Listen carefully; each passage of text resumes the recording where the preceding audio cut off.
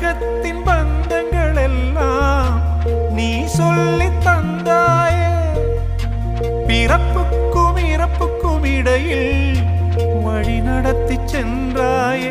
உனக்கே ஓர் தொட்டில் கட்டி நானே தாயாய் மாறிட வேண்டும்.